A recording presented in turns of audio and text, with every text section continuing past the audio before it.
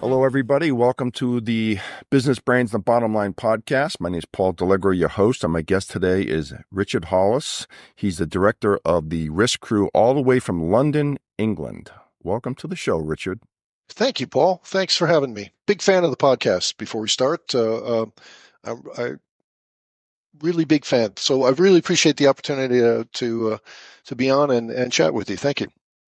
Well, you're quite welcome. And so before we get started, you and I exchanged some emails, and you're in London.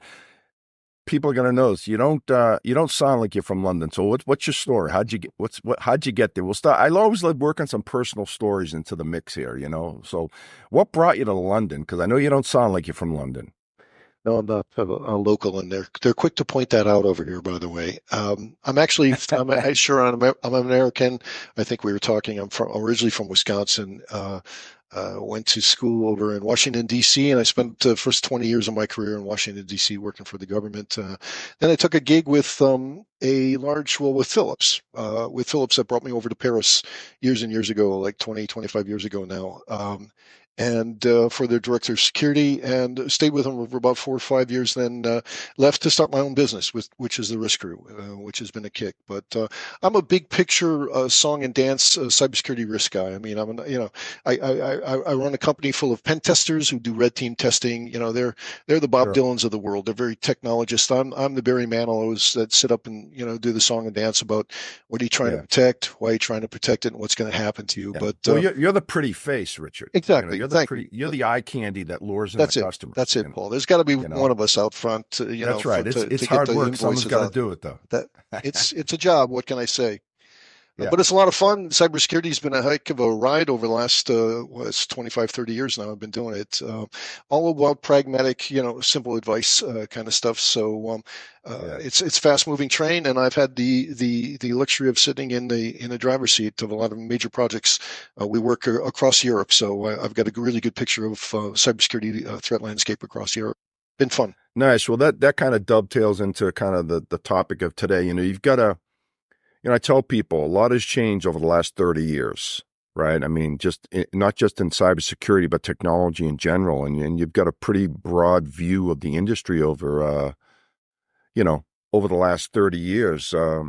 But I'd be interested in your opinion of what you see, like in the last 30 years, what are the major changes that you've seen? And what are some of the strengths and weaknesses of things that have happened in the industry? Where do you see it going? Ooh, that's about 3 questions in one. And So be careful what you wish for, Paulie. Absolutely, because when I start going, you have to shut me up. Is this a series of podcasts, by the way, or do we just have the next? Well, if we go long enough, maybe we'll break it up into 2 or 3. Who knows? Hey, it's my show, so we can do whatever we want. Great. Okay, and let me sort of start by saying, okay, change. Yep, cybersecurity. That's the only constant in cybersecurity is change. Everything changes. Technologies change, so the threats change, the vulnerabilities change. The threat actors have remained the same, but essentially what you're talking about is an industry with every new wave of technology.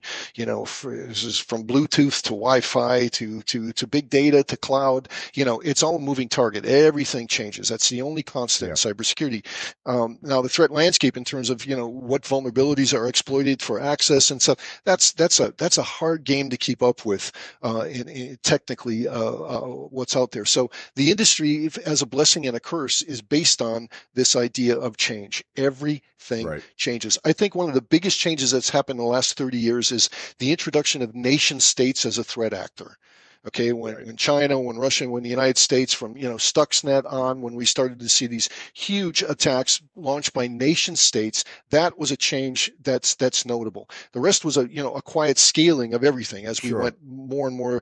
We leaned on technology more and more. We found more vulnerabilities, and more vulnerabilities led to more exploits and hackers. And but the big change that I've noticed, that Edward Snowden told everybody is when nation states enter the game, that's another playing field. field. You know, Yeah. And when do you when think that started to happen, Richard? well, I think it started happening long before something like Stuxnet, before the Americans, were kind of, caught, Stuxnet. When do I say it? I'd say it was about 15 years ago that nation Okay. states started to understand what was at stake, both for surveillance and for intelligence gathering on the internet. And when China started to dedicate their resources and pull everybody's intellectual property, and save themselves a lot of R&D time. Everybody understood very, very quickly. But nation states, now, the point I'm making is that when a nation states dedicates its resources to the cyber threat landscape, that dwarfs anything that any Russian Yeah. cyber criminal gang or any kid sitting in his basement, eating pizza and hopped up on Red Bull can hack into. But that to me was the big thing, because that made it two players. It made it cyber criminals and nation states in terms of the Right. threat landscape. And frankly, I guess where I'm going with this, Paulie, is you cannot defend your business or your personal devices against the resources of a nation state. Right. I was going to say China can throw billions at this thing if they That's want right. to. And Right. there's no way that you're going to be able, as a bank or as a car manufacturer or a pharmaceutical or anybody with some intellectual property worth their notice, is going to be able to defend against that. They want it, they'll take it. Period. End of sentence.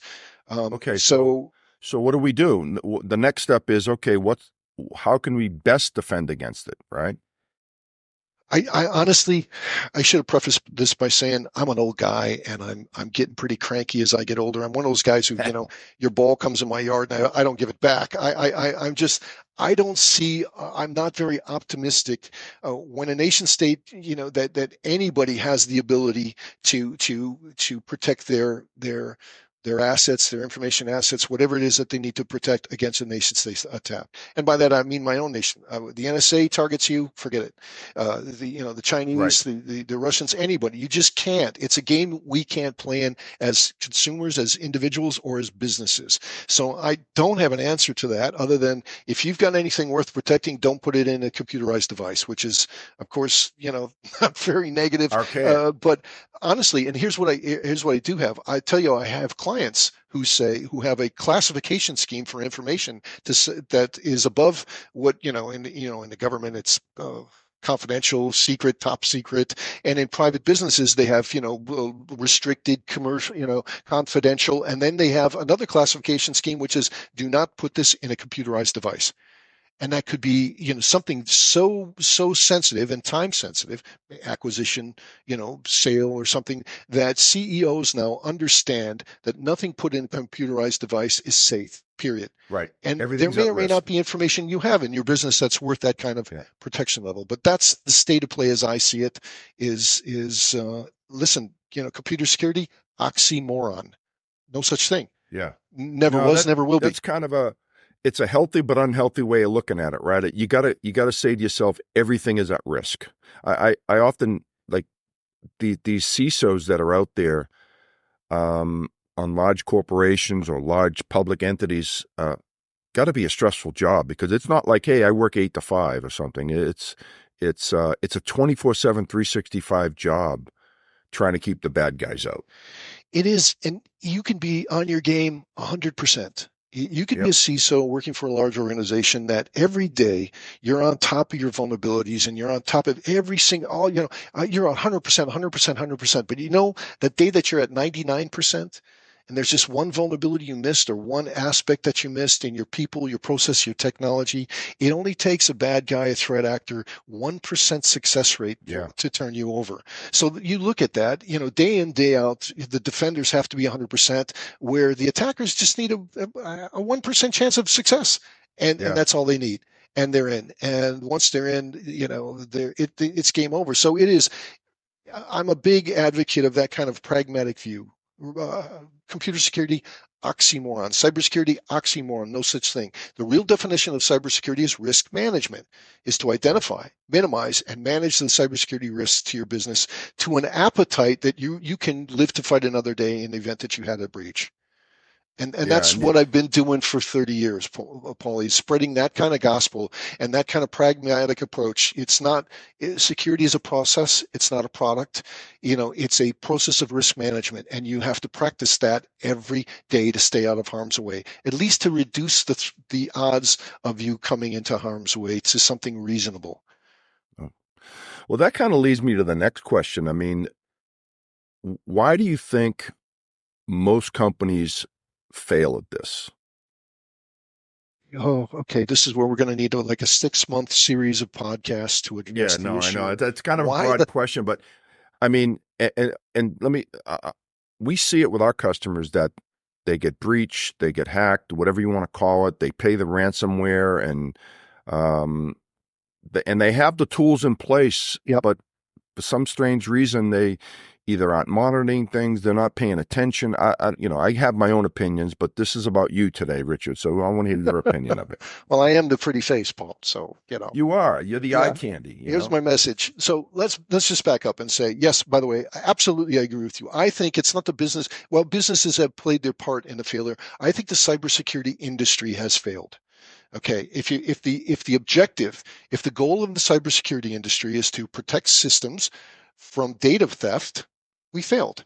The evidence is Yep. everywhere. We just don't come to grips and say it. The evidence, the breaches are just so incredibly high. We're losing about 18 million records a day. In the last Wow. 7 years, we've lost over 19 billion with a B, records according to Privacy Rights Group. It's out there. How can we lose? No, we're talking about we've lost 19 billion personnel records on a planet that has a population of about what, 8 billion? About 8 billion. Yep. Yeah. So yeah, I was never a maths major, but I'm thinking that's not good. How can we Yeah, possibly that's lose not a good price? ratio, by the way.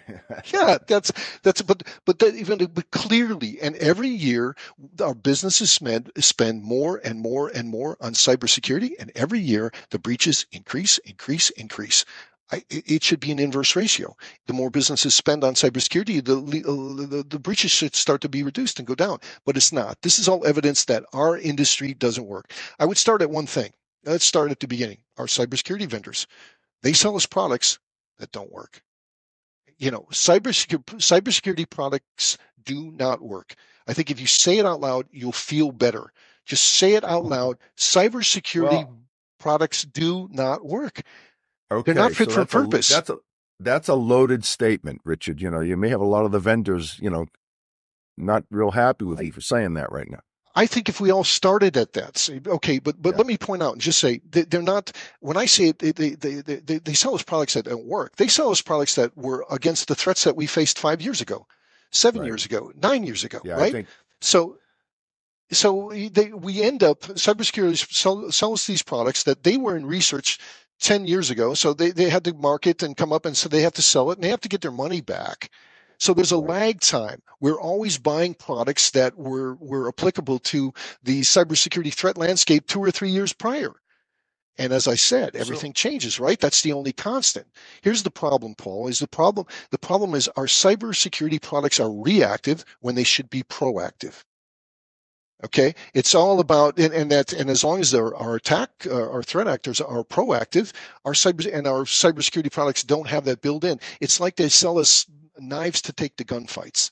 All right, we right. show up to the cybersecurity fight with products that might have been good for denial of service attack methodology 3 4 years ago, but as soon as it's found out, our threat actors change their methodology, and our Right. cybersecurity product vendors do not change accordingly and give us something that's fit for the fight at hand, that the fight that we're fighting today. So I mean, what's the solution then? I mean, I It's mean, you say that the cybersecurity solutions don't work. What do we do though? I mean, what's the, well cybersecurity, the industry, I'm just saying our industry has let us down because we think we're buying something that's going to help us, and I'm advocating that in fact we're not. One of the things one of the points I want to make is when you think about it, Paul, the cybersecurity vendor industry, okay, yep, they they they they essentially profit from the insecurity of computing. Cybersecurity vendors profit from the insecurity of the computers we use, period. It's kind of like the pharmaceutical industry makes a lot of money selling products for your sniffles and your sneezes and your colds, and your chills and your viruses, and they make so much money that if there were a pill tomorrow to cure the common cold that was only $2 or $3 to buy, you probably wouldn't sell it. Why? Because Right. there's more money in selling solutions to fit the symptoms and not the problem. And I think that's something that we don't acknowledge. Our industry sells us things to deal with the symptoms of getting viruses and worms and Trojans and ransomware. But at Yeah. the end of the day, they're making a lot of money. How is it that after every breach, you look at the top 10 cybersecurity vendors and their share price increases? Oof, how is it? It's an inverse ratio. So after you and I go Yeah. through WannaCry, or there's a brand new hit of ransomware, and everybody's losing money, not the cybersecurity vendors. They profit. That market profits from it. Well, you know what happens, right? Fear, right? So a big corporation, ABC Corp, gets hit. It's all over the news. What does everyone do? They run out and feel that they got to buy more products to defend themselves, right? That's it. And the products don't work, right? Yeah. This is my point. And because the products don't work, they have more breaches. And what do? They run out and buy more product. And Yeah. so this is my point. And okay, that's the market. I get it. People have to make money. Every industry has to make money. But I don't think that we who are looking to our industry for solutions consider this as part of the problem that we're not making advances. So I'm online with you and I'm talking to you and said, in the last 30 years, I've been working in cybersecurity. And you know what? Right. I don't think we've made any big, I'm about to retire and I don't think we've made any big wins. I don't see any big wins that I can point at and say I was a part of that. In fact, every year it's another loss. It's a new wave of this or that, and something we should have obviously seen coming. Ransomware. Ransomware is a great issue. What is ransomware? It's malware. Do you Right. know anybody who's not using an anti-malware solution on any device, from their phone to laptop to, everything's got anti-malware, and we're getting ransomware that encrypts our applications and removes our data. Now, tell me that realistically, look at that, and that's clearly a product that does not work. It's not ransomware; it's just malware. And if you've Yeah. got an anti-malware solution, how come we're not picking up the phone, calling our provider and say, sorry, I buy your product and I still got ransomware. It didn't work. Now that kind Right. of that's what's missing from our industry, is that kind of So consumer response to something that doesn't work. If you and I go out and we buy a flat screen TV, we take it home, we plug it in, it doesn't work. You're darn right, we're going to be on the phone and say, or taking that right back to where we bought it. Said this flat screen TV right. doesn't work. We buy a firewall and we put it, and it allows traffic through a port it shouldn't, and it's configured, and it does. We don't go to the firewall vendor and say, can we have our money back? When we buy an intrusion detection system, we have an intrusion. Do we take it back to the vendor and say your IDS does not work? When we buy anti-malware and we get ransomware, why aren't our vendors part of this conversation? When we have a breach, it's because we rely on products, and the effectiveness of those products has to be questioned as a consumer. And I think that's what's missing in our industry. We Yeah. don't So I mean, say, what can companies do? I mean, again, we have our customers, and what we try to tell them is, you buy a product, you can't just set it and forget it. It's got to be monitored and configured, and it's a 24/7 job. And I think from what we see, the customers that have problems are the ones that just put in a solution and think it's the end all be all, and they don't. If there's notifications and signs and you're not paying attention to it, shame on you. So I'll throw that out there. What do you think of that? no, you're absolutely right, Paul. And this is what I said earlier. Security is a process. It's not a product. It's not the firewall. It's the configuration. It's the firewall rules. It's the maintenance, the manager, the patching of Right. that firewall that's going to give you the best, the best defense. So it's the Right. process. It's all the little stuff that everybody hates to do. But it's also just a failure in a general definition. All right. I work with very few businesses who define a cybersecurity strategy. But when I went off to my secret cybersecurity school off in the Himalayas and learned the secret sign and the safe word, which was squirrel, by the way, and learned all that, they taught me three things. They said cybersecurity is about protecting people, process, and technology. All right. Okay. Now, the industry is all about protecting the technology. It's buy the firewall, the IDS, the antivirus, the this, the that. It's always something to buy. But we neglect people and we neglect process. And when we neglect that, we neglect two of three attack vectors used. And so when you ask me where does the solution lie, it goes back to the beginning, is where's your strategy? And if your strategy Right. is based on process, and if your strategy is based, if I've never met a company with, say, they've got 100,000 to spend in cybersecurity, that take 33% of that and apply it to controls and people, 33% of that and apply it to controls and process, and only one third and apply it to technology controls. But that's would be the most pragmatic way to Sure. cover every attack vector and have execute a strategy that at least makes sense. We look What do to most people do? Like say, they want to buy it. custom.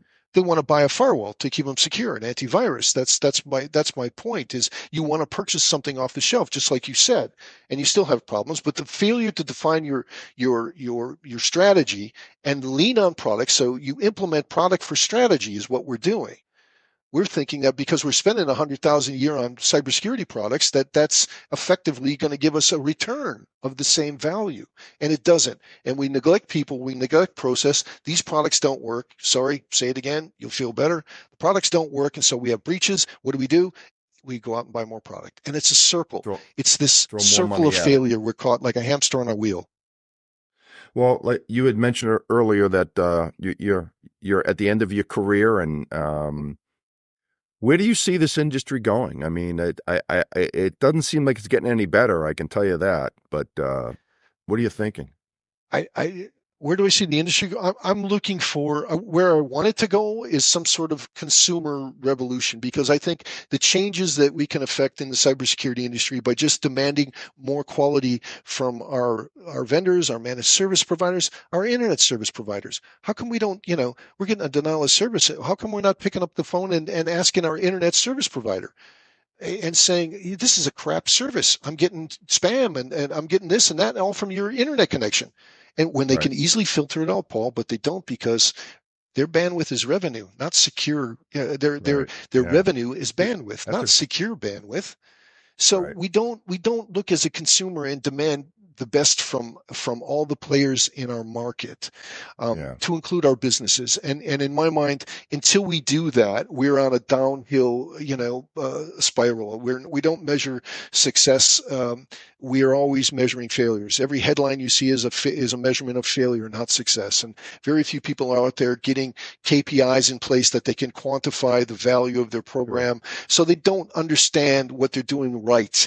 But what we're doing wrong is on the front page of every paper that we read every day. So it's a negative, reinforcement. And we think, oh, there's another company who lost another 10 million records. We better put some more money into our cybersecurity. And that's how we're reinforced by this negative spiral I think we're on. Where's it going? Like I said, I'm an old guy, but AI is going to change everything. AI, you start bringing automated, you start getting computers to hack against computers. That's a different Yeah. That dimension. accelerates everything, right? I That mean, that's accelerates everything. Even as people, we can't keep up on the product process. So, the introduction of AI now is really going to give another dimension to the cybersecurity problems that I've been used to for the last 30 years. And I don't know. My connection to the problems has been very a human problem. This is a human sure. problem. Uh, um, we don't we look at ones and zeros. We A CISO or even the board looks at data like, sure, data equals cash. We get that, and data is ones and zeros when it comes to the IT department and protecting. But this isn't ones and zeros we're talking about. This is data about people's lives. This is data Right. about your husband, your wife, your children, your grandmother, your grandpa, your medical records, your DNA, your sexual preference, your religious, you just name it. We don't make that connections. We see it as protecting ones and zeros when we should be approaching it like we're protecting data, information about people's lives. And there's a cognitive disconnect between Sure. that. I don't know of because we don't make it personal.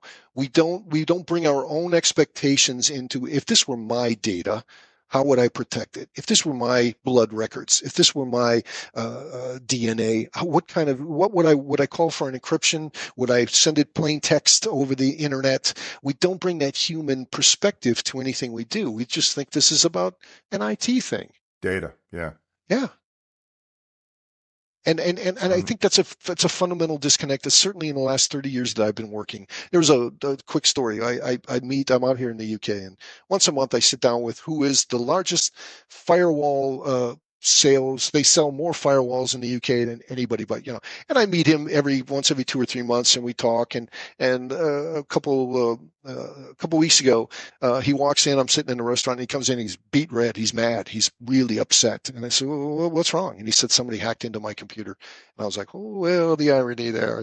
Somebody who makes earns his living selling cybersecurity was hacked. Well, and I'm just having a good time, ribbing him. But he was personally upset. I said, "So okay, so and then what?" And he said, Yeah. "They stole pictures of my vacation with my wife and kids. So now it's personal." Right. Now he's thinking somebody's looking at a picture of his wife and kids on the beach, and he is upset. Now he's got skin in the game, and you're thinking you spent the last 20 years of your life selling, cybersecurity, quote unquote, products, and now you're upset because they've taken pictures of your family. And that's the disconnect I'm talking about, Paul. Yeah. We all don't have skin in the game until somebody takes it from us.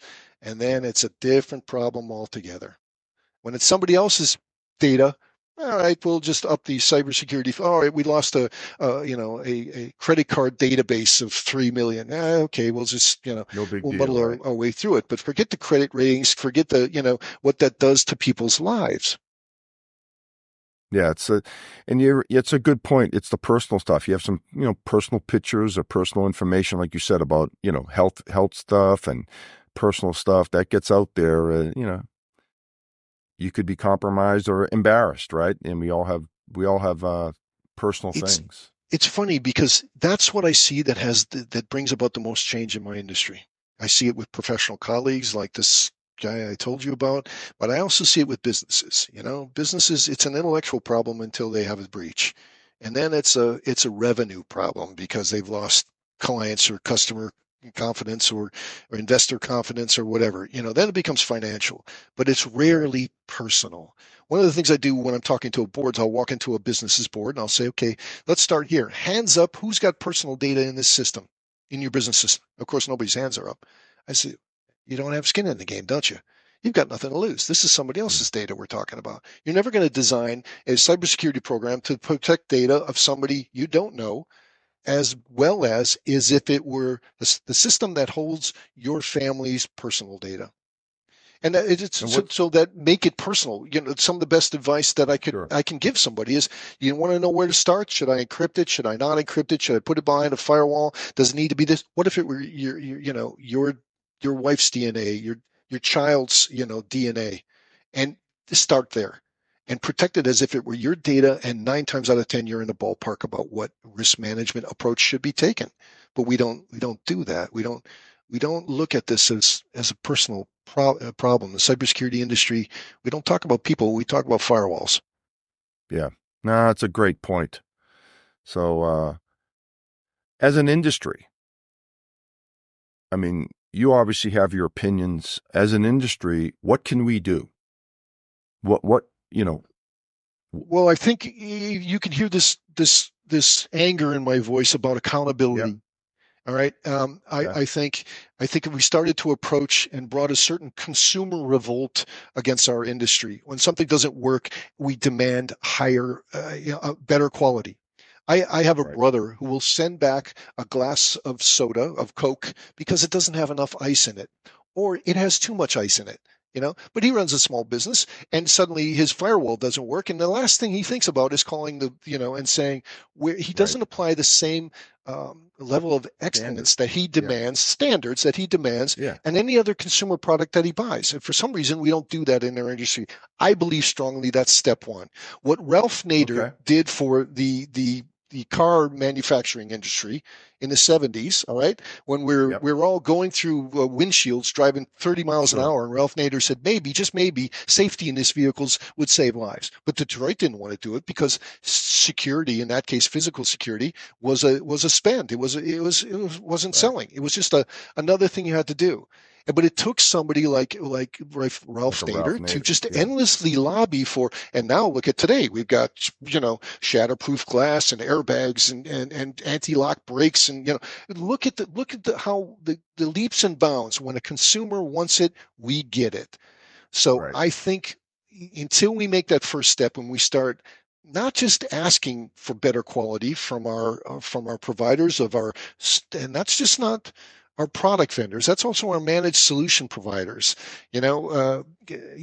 Somebody monitoring our SIMs, and Sure. if you've ever walked through a SOC these days, you know that a SOC analyst is looking at a 40% false positive rate.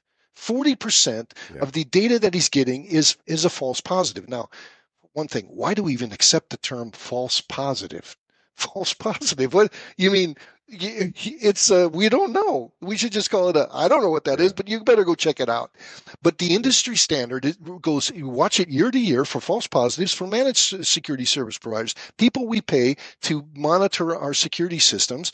Four out of 10 times they're wrong.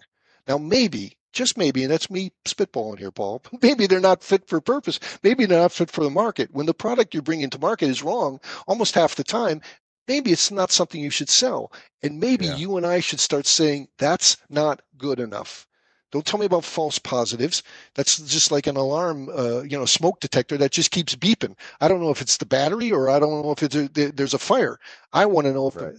when my house is burning down, and demand that quality from our vendors. That's step one. Sorry, you can tell all the Boy, coffee I've had now, I, Paul. I was going to say, Richard, that's a tall task, to be honest, because I can't see, we know the vendors.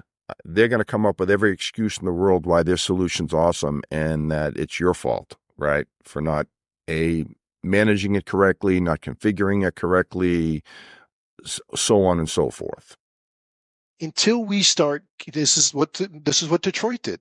And this is why Ralph Nader was so effective. Detroit fought it. It took 10, 15 years of Ralph Nader going up and giving congressional testimony until finally the masses started to understand maybe safety in cars is a good thing. Maybe safety in our airlines is a good thing.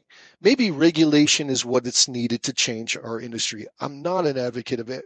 I'm not saying that. I'm saying a certain consumer awareness Yeah. of what we're buying to solve the problems in our industry isn't working, and taking that personal approach will be the first step. Now, how they respond is how they respond, but at the end of the day, when there's money involved, all right, they'll change.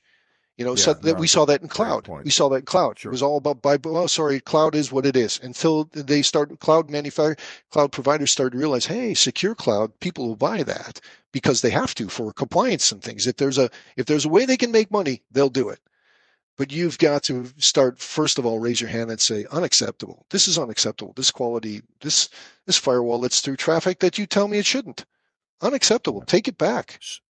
So I'm curious, when you meet with a customer a potential customer for the first time, what's your approach to trying to educate them on, their the state of their environment today and where they need to go without being too negative, Yep. right? Like, that's a balance, right? So how That's do the you balance I how, got to how, strike. I Yes. mean, you don't want to be negative Nelly on every sales call, like the world is going to cave in, and got to give them some sort. How do you approach that? That's more of a Uh, sales question, right? it is, but in terms of of me trying to be helpful, I go in with a pragmatic. Can you measure it? Can you measure it? All right. So I go talking about, first of all, I'm not saying you don't need security product. I'm saying you need security product that you demand quality of. So measure it. What's the performance? All right. Look for the return on your security investment, your RSOI. Are you Right. getting it? Before Okay. I paid X, do I get Y? So I say quantify the return to the company. And you could do that by putting KPIs, key performance indicators that says these controls work or they don't work, or they work 4 out of 10 times. I've got Yeah. false positives. Measure so you can see the return on your investment. Is just simple pragmatic advice. Want to know if you're getting your spends, your value on your cybersecurity budget? Well, how can you do that if you have no KPIs in place to say this stuff is working? Yeah, If you're that's not a even great measuring the number strategy. of false positives. Yeah, no, that's a good strategy. That way you have data to look to, right? Yes, exactly. And data will I drive mean, your budget or lack of yep. it. That's what when a client can't get their budget because the board doesn't believe in it. I say, go out and get the data and show them the data and say, this data says, we'll show you, these key performance indicators show you how vulnerable we are, the number of vulnerabilities we have across our systems, the number of people who don't follow our programs. So it's that's the first step is measure. Well, the second step, A, make it personal. B, Okay. measure. All right. And then you'll find out how good or bad your product or service is. And then you advocate a little consumer, raise the bar. But until we do that, we don't have any way to measure how bad we are. It's not. It's a hard thing to go into a business and say, measure your failures, measure the Yeah. holes in your business. No business likes to do that, and I get that. No, But it's you true. It's a got to good be able point. to go and let your hair down and close the doors and say, the state of our systems on a scale of 1 to 10 is a 3, and that's okay if you want to accept the risk associated with that. Yeah. By the way, I'm also saying, so quantify it. If that's your risk appetite, then fine, own up to it Yep. because you own it. And if you don't want to protect that data, for your customers, or it's not your data or whatever it is, and you want to be a 3 on a scale of 1 to 10, then that's fine. Just put that on your risk register and own it. So when the Yeah. day comes that you have a breach, you can say it was our decision not to increase our spending, because we couldn't quantify the return. Yeah.